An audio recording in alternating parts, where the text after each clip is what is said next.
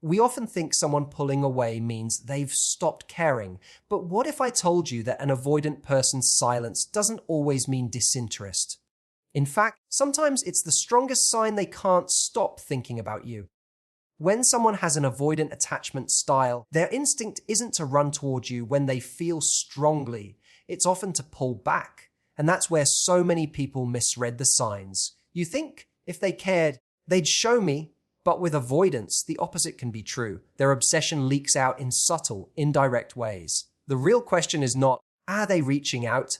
But what does their behavior reveal when they think no one is watching? And if you know what to look for, you'll see the clues that they're still very much invested, even if they can't admit it. When an avoidant is still obsessed with you, one of the clearest signs shows up in the way they quietly keep tabs on you.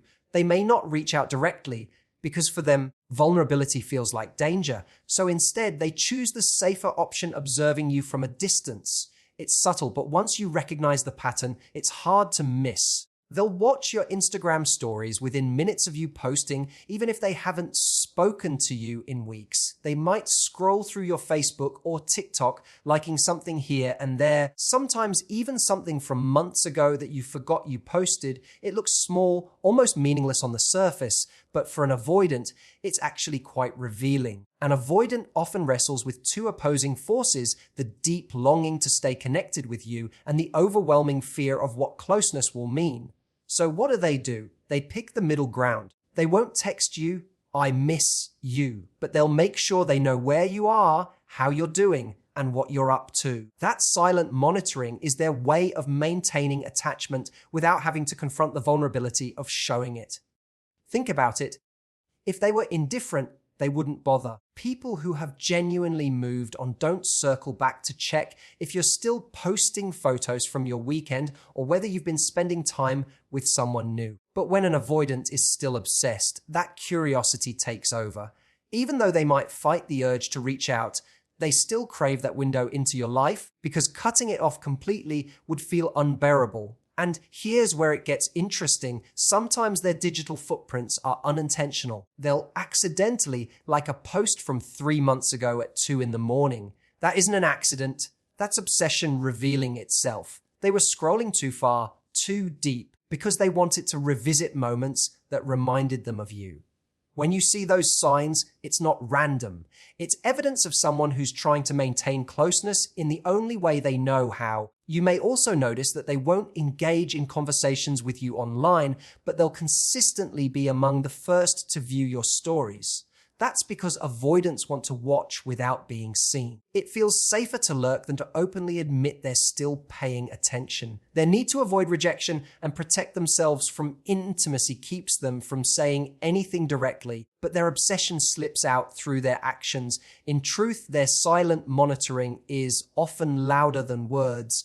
They don't have to message you to tell you you're still on their mind. The very act of keeping tabs is the strongest evidence that you are. When an avoidant is still obsessed with you, another way it shows up is in how they suddenly appear in your orbit. On the surface, it might look like coincidence. They just happen to be at the same cafe, the same event, or even walking down the same street as you. But if you start noticing these so-called coincidences happening more than once, it's not random chance. It's intentional, though carefully disguised. An avoidant is unlikely to admit they've sought you out, but their obsession pulls them back into spaces where they think they might run into you.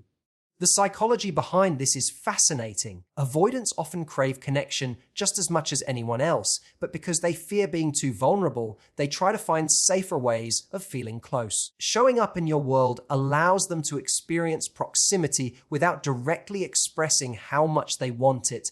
It's their way of being near you while still keeping their guard up. You might notice them popping up at a mutual friends gathering when they normally wouldn't attend, or suddenly showing interest in activities you're known to enjoy. They'll frame it as casual or circumstantial, but deep down, it's rarely just that. Sometimes this behavior can look like them revisiting familiar places from your shared history. They might return to a restaurant you used to go to together, or a park where you spent time, hoping that simply being there reconnects them to the feeling of you. Even if you're not physically present, being in those spaces allows them to feel closer to the bond they can't quite let go of. And when they do end up actually running into you, they'll play it off as if it's pure luck. That's part of their avoidance strategy. They want it to look unplanned, even though underneath, it's far from accidental. What's especially telling is how their energy shifts in these encounters. You may notice nervousness, overcompensation, or even aloofness, as though they're trying to downplay the significance of being there. But the very fact that they've placed themselves in your orbit betrays that they're still preoccupied with you. It's not that they're chasing you outright. It's that their obsession leaks into their choices of where to go and who to see. These moments might feel confusing because avoidants are skilled at disguising intent. Yet if you step back, the pattern becomes clear. Their presence around your world is not random. It's the hidden magnet of obsession drawing them back, even when their words and posture suggest otherwise. When an avoidant is still obsessed with you, one of the strongest giveaways is how they react when you start showing independence. At first glance, it might seem like they wanted space all along, and now you're finally giving it to them. But the moment you begin to genuinely thrive without them, they often can't help but notice. And it stirs something inside them. For someone who struggles with closeness, seeing you happy and self-sufficient can trigger both admiration and panic. On one hand, they're drawn to your strength and confidence. On the other, they feel an uncomfortable loss of control because the dynamic has shifted. Avoidance often finds safety in knowing that you're invested, waiting, or at least emotionally available to them. When that availability fades, they're forced to confront what it actually means to lose you. And even though they may not express it openly, their behavior starts to give them away. They may suddenly resurface with casual check-ins, little messages that don't say much on the surface, but carry an undertone of curiosity. How have you been? Or, I saw you were out the other night. They frame it lightly, but what they're really doing is testing whether you're slipping away for good. What's fascinating is that avoidants often underestimate how much they rely on the connection until it feels threatened. The sight of you moving forward, posting pictures with friends, diving into your passions, or simply radiating a sense of peace can stir jealousy, even fear. They may not openly admit, I miss you, but you'll notice subtle shifts, irritation when you seem busy, pointed questions about who you've been spending time with, or small digs disguised as humor. Those reactions are windows into their inner world, where independence on your part feels like rejection to them. In many ways, your autonomy mirrors the very thing they fear most: abandonment. And even though they're the ones who often create distance, seeing you embrace your own life without them forces them to confront the possibility that they're no longer the center of your attention. That's when obsession reveals itself. They may start to hover around, reach out more frequently, or even show frustration at your lack of availability. All contradictions to their avoidant nature. So while their words may still lean on detachment, their reactions to your independence are telling. Deep down, they're not indifferent. Your strength and self-sufficiency ignite both their desire and their fear, showing that their obsession hasn't gone anywhere, no matter how hard they try to mask it. When an avoidant is still obsessed with you, one of the clearest signs is when they reach out casually, but with very deliberate intent. On the surface, the message might seem light, even meaningless, a simple, hey, how have you been? Or this song reminded me of you. But underneath those words is a much deeper motivation. For avoidants, reaching out is a big deal. They don't like to expose themselves emotionally, and they rarely initiate contact unless something is pulling at them strongly. That casual tone they use is not an indicator of indifference. It's a mask to cover how much thought they've actually put into breaking the silence. What makes this behavior particularly telling is the timing. They often reach out at moments when you seem distant or when they sense your attention is elsewhere. It's as if they feel a shift in the connection, and the casual message becomes their way of anchoring themselves back into your world without risking too much vulnerability. By sending something lighthearted or random, they create an excuse to reopen communication while keeping their true feelings hidden under the surface. These small gestures are rarely random. An avoidant may frame it as just checking in, but the fact that they chose to check in with you out of everyone else speaks volumes. They may send a meme, a joke, or ask you about something you mentioned months ago. That level of recall shows you've been on their mind more than they want to admit. It's not just casual curiosity, it's obsession slipping through in a form that feels safer to them. It's also common for avoidants to disguise these messages as practical or neutral. They'll reach out about something that doesn't actually require your input, like asking the name of a restaurant you once went to together or checking if you still have a shared item. To them, this feels like a safe way of re-establishing contact. But if you look deeper, the real motive isn't about the restaurant or the item. It's about reopening the door to see if you'll let them back in. Their casual outreach often carries a dual purpose: to test whether you're still emotionally available and to soothe their own anxiety about losing you completely. If you respond warmly, it reassures them. If you don't, they can fall back on the excuse that it was just a harmless message. Either way, the act of reaching out at all reveals that they're still invested, still thinking of you, and still struggling to let go. When an avoidant is still obsessed with you, one of the clearest signs is their tendency to send mixed signals. At first, it can feel confusing or even frustrating because they'll show interest in one moment and then retreat the next.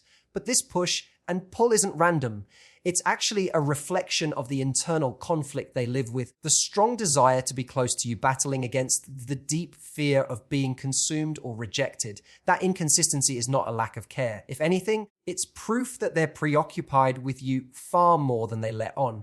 Imagine this: they might initiate contact, share something personal, or even show affection, and just as you start to feel the warmth, they pull back. They may suddenly go quiet, cancel plans, or act distant without explanation. It's not because their feelings disappeared. Instead, it's because the intensity of their emotions overwhelms them. The closer they get, the more vulnerable they feel, and avoidance becomes their default defense mechanism.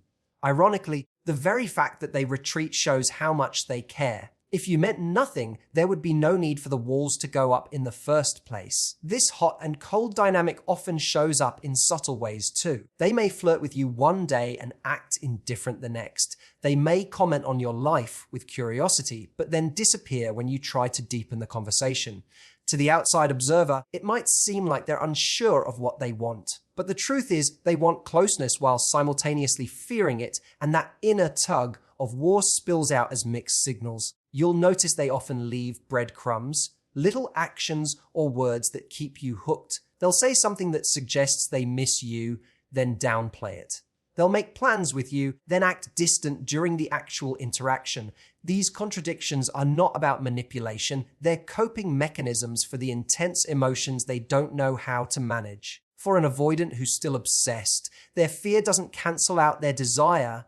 It just makes it inconsistent. The key to understanding this behavior is to recognize that inconsistency itself is the signal. People who have truly let go don't bother to send mixed messages. They don't oscillate between closeness and distance. The very fact that an avoidant swings between the two extremes shows that they're still deeply caught up in you, even if they're too guarded to admit it outright. When an avoidant is still obsessed with you, one of the clearest indicators is the way they hold on to the things that connect them to you. They may not openly declare how much you still matter, but their attachment shows through in what they keep. It could be a gift you gave them, a photo of the two of you tucked away somewhere, or even a playlist that reminds them of your time together. These physical or digital reminders act as anchors, keeping them tied to the connection even when they appear detached on the surface. For someone who claims to value distance, it's telling when they can't let go of the pieces of you that linger in their life. This behavior reveals something important about how avoidants process relationships. On one hand, they resist the vulnerability that comes with closeness. On the other hand, when they've formed a real bond, they struggle to completely sever it. The items or memories they hold on to become safe ways of staying connected without risking rejection or exposure.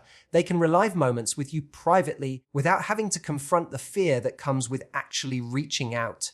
In this way, the things they keep become symbols of the obsession they can't quite put down. You may notice that they don't just hold onto these items, they revisit them. They might still listen to that playlist, scroll through old messages, or bring up shared jokes long after you've stopped communicating regularly. Even if they don't say it out loud, the act of revisiting those connections means they're still emotionally invested.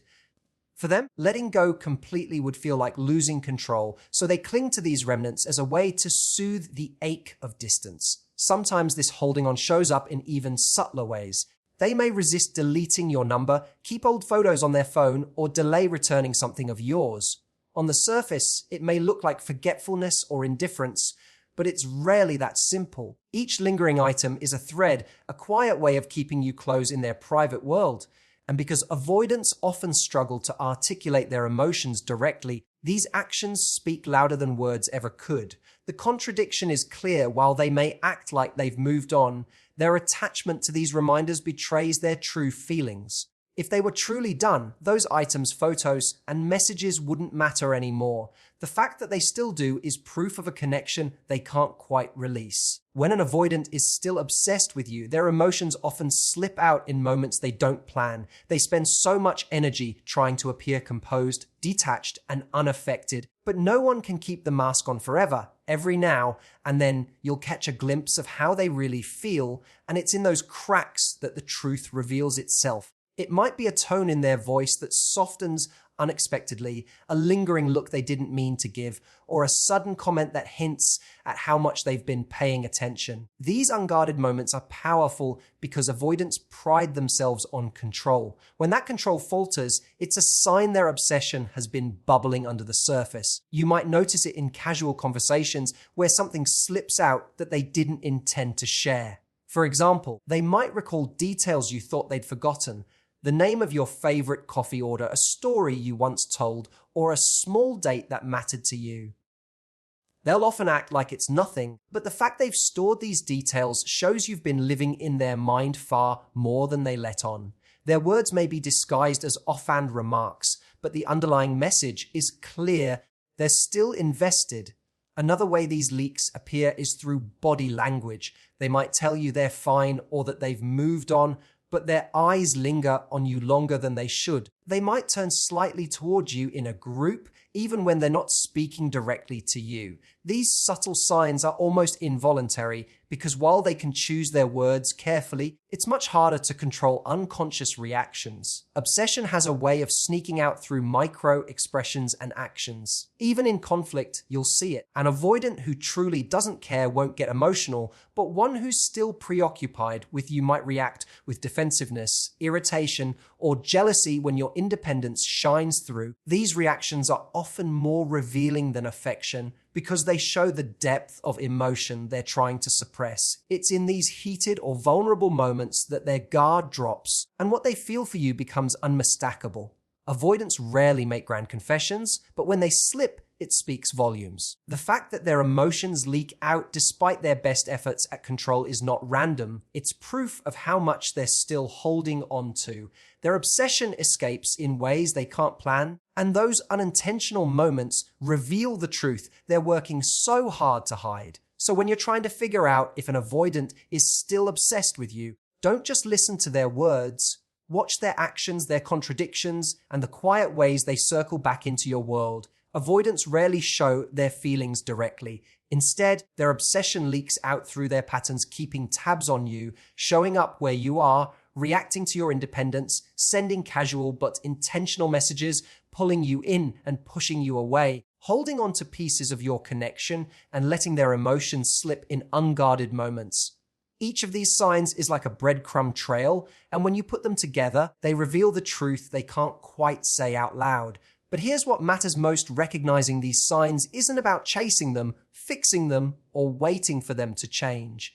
It's about clarity. When you can see the truth beneath avoidance, you stop questioning your worth. You stop confusing their silence with your inadequacy. And you start to realize that their obsession with you has nothing to do with whether you're lovable. It has everything to do with their own fear of intimacy. So if you've spotted these signs, take them as validation that you mattered, that you left an imprint, and then decide for yourself what you want. Because the real power isn't in whether an avoidant is still obsessed with you. The real power is in what you choose to do with that knowledge. Thank you for spending this time with me today. I hope these insights have not only given you answers, but also given you perspective and strength. Remember, you deserve connection that feels safe, open, and consistent. You deserve love that doesn't hide behind avoidance. Take this knowledge, use it wisely, and most importantly, honor yourself in the process. Until next time, take care, stay strong, and thank you for listening